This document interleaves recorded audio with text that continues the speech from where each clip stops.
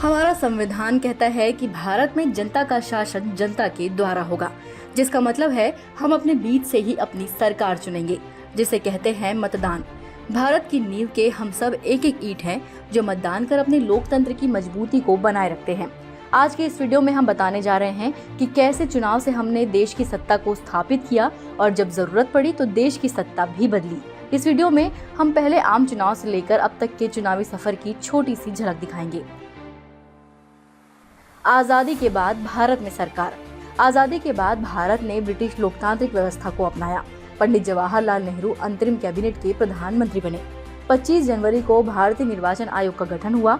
26 जनवरी 1950 को संविधान की स्थापना हुई। भारतीय चुनाव आयोग ने पहले आम चुनाव के लिए 2 साल की तैयारी की।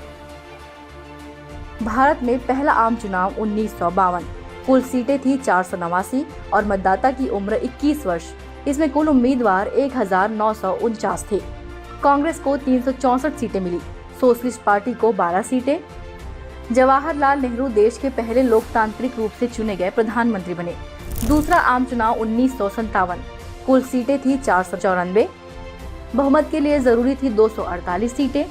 कांग्रेस, सीपीआई, प्रजा सोशलिस्ट पार्टी और भारतीय जनसंघ प्रमुख पार्टी थे। इंडियन नेशनल कांग्रेस ने 371 सीटें जीती। पहली बार भारत में बूथ कैप्चरिंग का मामला सामने आया। बिहार के बेगूसराय बूथ से मतपेटी गायब कर दी गई। भारत का तीसरा लोकसभा चुनाव 1962। कुल सीट 454 थी। बड़ी पार्टियों में कम्युनिस्ट पार्टी, स्वतंत्र पार्टी, पीएसपी, जनसंघ शामिल थे। भारतीय राष्ट्रीय कांग्रेस को 361 सीटें मिली। भारतीय कम्युनिस्ट पार्टी को 29 सीटें। सी राजगोपालाचारी की नया पार्टी 18 सीट। अखिल भारतीय जनसंघ को 14 सीट। प्रजा सोशलिस्ट पार्टी को 12 सीटें मिली। चौथा लोकसभा चुनाव 1967। लोकसभा सीटें बढ़कर 518 हो गई, जिसमें कांग्रेस को 283 सीटें मिली। स्वतंत्र पार्टी 44 सीटें जीत पाई। अखिल भारतीय जनसंघ को 35 सीटें। भारतीय कम्युनिस्ट पार्टी को 23 सीटें मिली। यह आखिरी चुनाव था जिसमें पूरे देश में लोकसभा और विधानसभा के चुनाव एक साथ हुए। पांचवा आम चुनाव 1971। कुल सीट 518। कांग्रेस ने 352 जीती। नेशनल डेमोक्रेटिक फ्रंट ने 51 सीटें जीती। छठवां आम चुनाव 1977। कुल सीट 542 थी। चुनाव देश के सभी 542 सीटों के लिए हुई। मोरारजी देसाई की पार्टी एवं गठबंधन ने 345 सीटें जीती। इंडियन नेशनल कांग्रेस को 154 सीटें मिली। सीपीआई संयुक्त गठबंधन को 22 सीटें मिली। भारत में पहली गैर कांग्रेसी सरकार इसी समय बनी। सातवां आम चुनाव 1980। कुल सीटें थी 542। इंडियन नेशनल कांग्रेस को 374 सीटें मिली। जनता पार्टी सेक्युलर को 41 सीटें मिली। जनता पार्टी को 31 सीटें मिली। आठवां आम चुनाव 1984। कुल सीटें थी 543। सीटों के लिए जो चुनाव हुए वो 541 थे। कांग्रेस को 404 सीटें मिली। तेलुगु देशम पार्टी को 30 सीटें। जनता पार्टी को 10 सीटें। भारतीय जनता पार्टी को 2 सीट मिली। आंध्र प्रदेश के क्षेत्रीय पार्टी तेलुगु देशम पार्टी पहली क्षेत्रीय पार्टी बनी जो राष्ट्रीय स्तर का विपक्षी दल थी। 9वीं लोकसभा चुनाव 1989।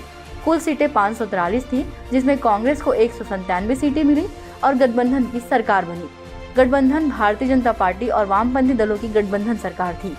बाद में भारतीय राष्ट्रीय कांग्रेस को बाहरी समर्थन मिला और 10 नवंबर 1990 से 21 जून 1991 तक कांग्रेस की गठबंधन सरकार बनी। 10वां लोकसभा चुनाव 1991। कुल सीट 543 थी, जिसमें कांग्रेस को 232 सीटें मिली। भारतीय जनता पार्टी को 120 सीटें मिली और कोई भी पार्टी लोकसभा में बहुमत हासिल नहीं कर पाई। 11वां आम चुनाव 1996। कुल सीटें 545 थी।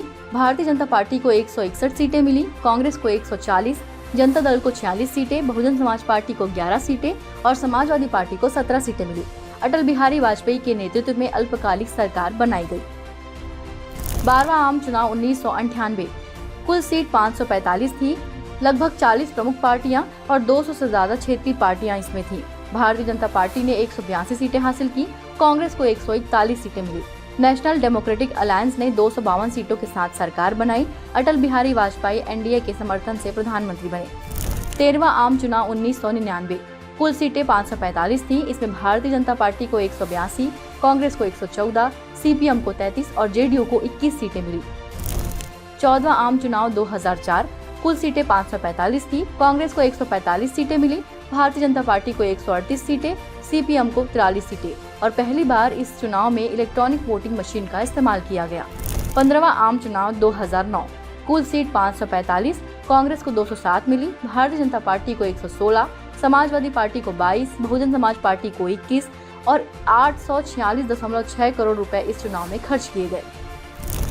16वां आम चुनाव 2014, कुल सीट 545 थी, भारतीय जनता पार्टी को 282 सीटें मिली, एनडीए को 336 सीटें, कांग्रेस को 44 सीटें, कई क्षेत्रीय पार्टियों को तो वोट तक नहीं मिले और नरेंद्र मोदी पहली बार प्रधानमंत्री बने। 17वां आम चुनाव 2019, कुल सीट 545, भारतीय जनता पार्टी को 303 सीटें मिली, कांग्रेस को 52 सीटें, पहली बार सबसे ज्यादा 78 महिला सांसद चुनकर इस बार भारतीय संसद पहुंची। 18वां आम चुनाव 2024, कुल सीट 545, मतदान 7 चरणों में, परिणाम 4 जून 2024, बीजेपी को 240 सीटें, कांग्रेस को 99 सीटें, एनडीए को 293 सीटें। एनडीए के समर्थन से नरेंद्र मोदी तीसरी बार प्रधानमंत्री बनेंगे। कुल मतदाता लगभग 97 करोड़, 55 लाख ईवीएम का इस्तेमाल किया गया, जिसमें 2,18,000 ऐसे मतदाता शामिल थे जिनकी उम्र 100 साल से ऊपर है।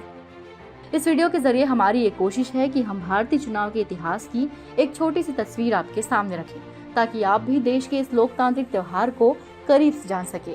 वीडियो पसंद आई हो तो लाइक और कमेंट जरूर कीजिए।